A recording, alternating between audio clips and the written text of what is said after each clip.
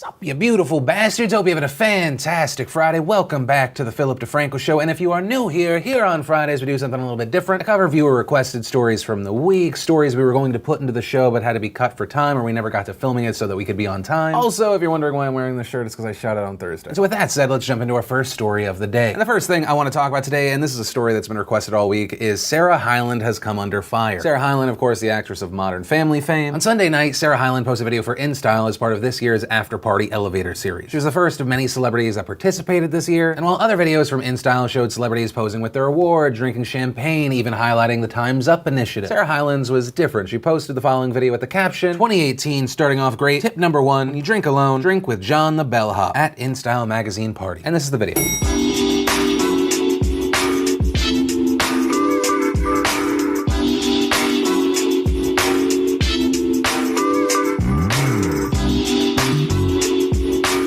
So in the video, we see Hyland drinking champagne, she's acting tipsy, she tries to leave the elevator, stumbles backwards into John the Bellhop's arm. And almost instantly, the criticism and hate was getting thrown her way. People saying it was inappropriate given the recent focus on sexual harassment. People saying that it was in poor taste because on Sunday, so many people at the Golden Globes were standing up for women being taken advantage of. To read a few. Really, in this climate, you show a young girl drunk and falling into the arms of an older man as doors close to give her no escape? Tone deaf much? Why is she allowing a man to touch her inappropriately? Is this not going against what the night stands for? But we also saw those rushing to her defense. One user asking, what about it was poor timing? It would have been inappropriate if she was dragged back into the elevator or doing something against her will. Clearly not the case. It was a cute video. People need to stop trying to make everything offensive. Others calling it harmless. Hyland's only response to the criticism thus far was a tweet where she wrote, hashtag John the Bellhop is a very nice old man, FYI, completely sober. And I will say personally, I land on the side of, this isn't really offensive. Like, I pride myself on trying to see where other people are coming from, putting myself in someone else's shoes and then viewing the situation. Like, I just went back to the video and it's amazing to me that this story has continued throughout this week getting new coverage. User Jenny Z 2013 writing, this is so trashy and I cannot believe you haven't taken it down yet. What in the world would make you think that you doing exactly what we are blamed for doing all the time would be funny? So many young women look up to you and this is what you find funny? You are not funny at all. If I was already angry in general, I could make myself furious about this video. Like if I really wanted to, I could get angry at Sarah Hyland for treating John the Bellhop like an object. This guy, who's definitely a real bellhop and not an actor, is being used like a prop. He's just trying to do his job. Sarah Hyland's using him like a bookshelf. She then steals his property and she would have gotten away with it too if she didn't stumble backwards into the man she just robbed and used as an object. And I think in general there is a reason to be outraged about many things in our society, many of the things that are trying to be addressed by so many movements right now. But when you waste, and I really do believe it's waste your energy hating on a situation that like this, I think it's a goofy, stupid video. When you waste so much energy on that and it takes you away from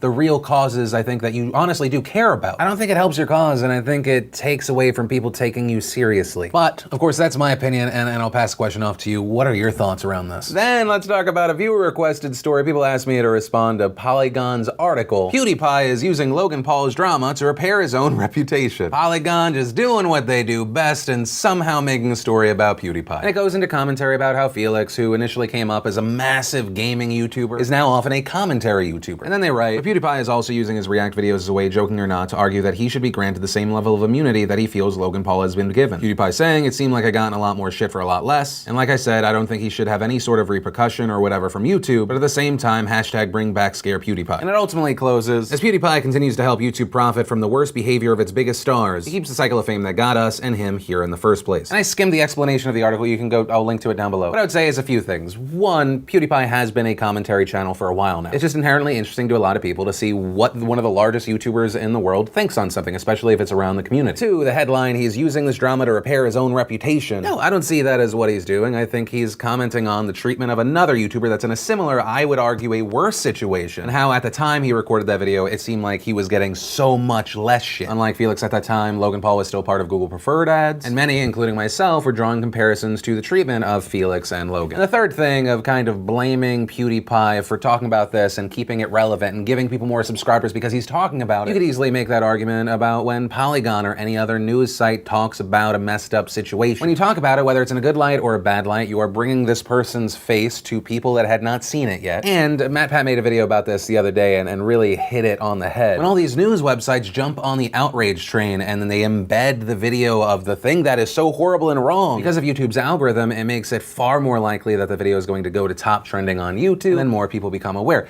Everyone is a part of that problem. But in general, I just felt it was a kind of pointless article. But there you go, that's my response. And then let's talk about the update around that Louisiana teacher situation. So we talked about it earlier this week, but on Monday night, the Vermilion Parish School System had a meeting where they were discussing a new contract for their superintendent. The contract included a $38,000 raise for the superintendent, and some people had issue with that. Dacia Hargrave was recognized to speak before and after the vote took place. When she was recognized after, she was told her comments were out of order, and then while the superintendent was speaking to her, she was removed by an officer. Once out of the room, there's a scuffle, and the officer forcibly arrests Hargrave. Why? What are you doing? What are you doing? Don't. Can you explain? Are you kidding me? Stop resisting. I am not. Stop You just pushed me to the floor. Sir, hold on. I am way smaller than you. And she ended up being charged with remaining after being forbidden and resisting an officer. She was bonded out. The school board said they're not going to press charges. Yesterday, the Louisiana Association of Educators posted a video from Hargrave where she thanks the public for their support and urges people to speak out. And I'd like to thank my community, my students, my fellow coworkers and educators. It was a huge deal that you not only messaged me, you wore black in support of me, you shared things on social media, you got vocal. And that is the most important thing. So please don't let the conversation end with me. Please go to your local school board meetings, speak out, be vocal. Hargraves also told the media that she wants an apology from the marshal and the superintendent, saying he's our leader. He's the top person in this school board, and ultimately he was speaking and he was interrupted like I was. He should have stopped that. She also explained what happened off camera. In the video, we see that she's leaving. Then the next thing we know, she's being slammed down on the ground. She said that as she walked towards the door, she turned her head and asked, "Why am I being asked to leave?" Adding, "Before I finished the question, he cuffed my left hand, grabbed my right hand down, and that's when I was on the floor and I started yelling, 'What are you doing?'" Now, as far as the note of Hargrave getting an apology, I don't know about the superintendent, I don't know about the police officer. But one person she's definitely not going to get an apology from is the board president. The board president, Anthony Fontana, did a phone interview and he had this to say about the issue. Everybody wants to side on Pet.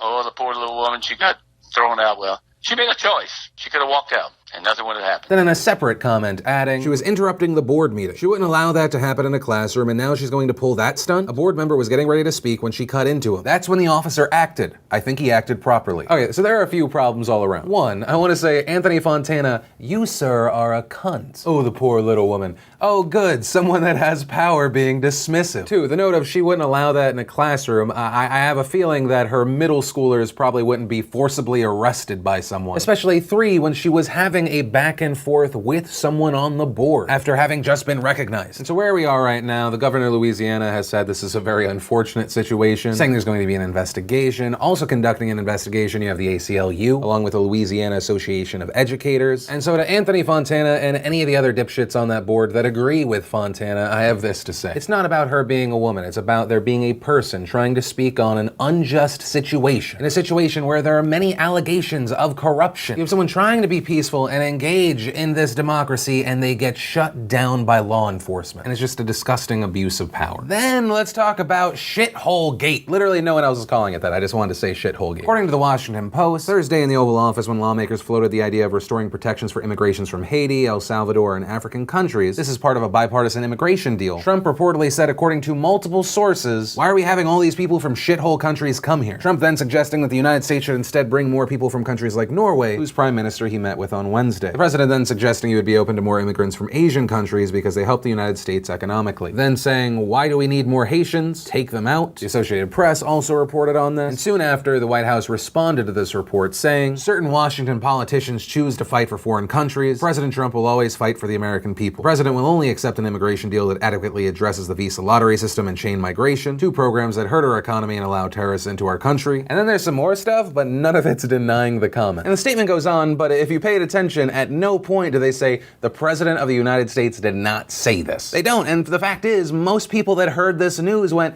yeah, he probably said that. And I mean both people that dislike Trump and people that love Donald Trump. The people that dislike Donald Trump saying, see, just another example, he's bigoted, some saying he's racist. The people that like Donald Trump saying, hey, he's not politically correct, and those places are shitholes, right? You saw that argument from Fox News to the Donald. This statement resonates with a good chunk of Donald Trump's base. It doesn't really move the needle, and Donald Trump had the chance to quickly deny it. He was was tweeting while this was on all the news stations, while the White House was getting press inquiries, while it was trending on Twitter, which we know he was on. But then finally this morning, Donald Trump tweeted and denied the accusation, saying the language used by me at the DACA meeting was tough, but this was not the language used. What was really tough was the outlandish proposal made, a big setback for DACA. Never said anything derogatory about Haitians other than Haiti is obviously a very poor and troubled country. Never said take them out. Made up by Dems. I have a wonderful relationship with Haitians. Probably should record future meetings. Unfortunately, no trust. So it appears that he's denying that he specifically said shithole countries. He denies saying anything derogatory about the Haitians, but if you really pay attention to that initial claim, the claim was that he said take Haiti out, and the shithole countries comment was about African nations in general. But for the most part, it appears the president's playing his greatest hits and he's claiming fake news. And in response to that claim, Senator Dick Durbin, who attended the meeting, said that Donald Trump is lying. And here's what he said this morning. As Senator Graham made his presentation, the president interrupted him several times with questions, and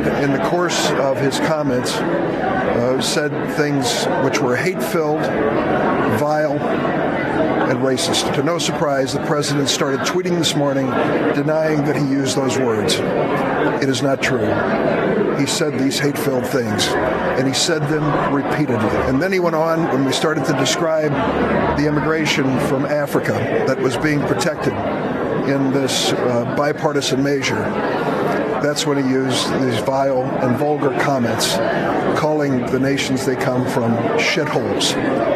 The exact word used by the president, not just once, but repeatedly. We also saw a response from Representative Mia Love, a Republican from Utah, saying the president's comments are unkind, divisive, elitist, and fly in the face of our nation's values. The president must apologize to both the American people and to the nations he wantonly maligned. And Representative Mia Love herself is a child of Haitian immigrants. We also saw a U.S. representative being summoned to explain Trump's comment to the Haitian government. We also saw Haiti's U.S. ambassador condemn the comments, saying he believed they were based on stereotypes, adding either the president has been misinformed or he is miseducated, adding Haitians fought along U.S. soldiers in the Revolutionary War and we continue to be great contributors to American society. Eba Kalando, a spokeswoman for the African Union, saying, the African Union Commission is frankly alarmed at statements by the President of the United States when referring to migrants of African countries and others in such contemptuous terms. Considering the historical reality of how many Africans arrived in the U.S. during the Atlantic slave trade, this flies in the face of all accepted behavior and practice. And that's something I want to hit on. There were some people defending the comments, saying he was commenting on the places, not the people. And to me, that seems like a really weird argument. Like if I was having a party and I was inviting people from New York and Boston, and at one point I was like, why do we have to take people in from that shithole Boston? Since it seems like it would be the people that would be coming, it's a commentary on the people as well. Especially then when you add, why can't we get more people from New York, aka Norway? Once again, since you're taking the people, it does seem like a commentary on the people, not just the place. I feel like that's something that's getting lost in a lot of the debate. People are just saying, well, the place is bad. In the context of this is a conversation about immigration and people coming to the United States, it's about the people. And for me personally, whether the president said it or not, and to me it really does appear that he said this or something very, very close to it, a lot of people are now openly calling those places shitholes. Despite Trump's now denial, you still have the Tommy Lahrens and Ann Coulters of the world going, no, yeah, if they aren't shithole countries, why don't their citizens stay there? Let's be honest, call it like it is. Ann Coulter adding, okay, yes, Trump shouldn't call them shithole countries. A little respect is in order. They are shithole nations. And there are many people of that mindset being very vocal about it. So even if the president of the United States didn't say it, a ton of Americans now are. And on that note, to the international community, I want to say Donald Trump is my president, but he does not speak for me. Right? This is something that even our Secretary of State Rex Tillerson has had to say in the past. Donald Trump speaks for himself. The president speaks for himself, Chris. There are people in this country that agree with that sentiment, but they are not the majority. That's where I'm going to end that one. I'd love to know your thoughts on this, whether you're left, you're right, whatever. What do you make of the situation and how do you feel about it? And that's actually where I'm going to end today's show. And remember, if you liked this video, you like what I try and do on this channel, hit that like button. If you're new here, hit that subscribe button. Make sure you don't miss these daily videos, which actually, if you did miss yesterday's show, you want to catch up, click or tap right there to watch that. Or if you need something a little lighter, want to watch the newest behind the scenes vlog, click or tap right there to watch that. But that said, of course, as always, my name is Philip DeFranco. You've just been filled in. I love yo faces, and I'll see you Monday.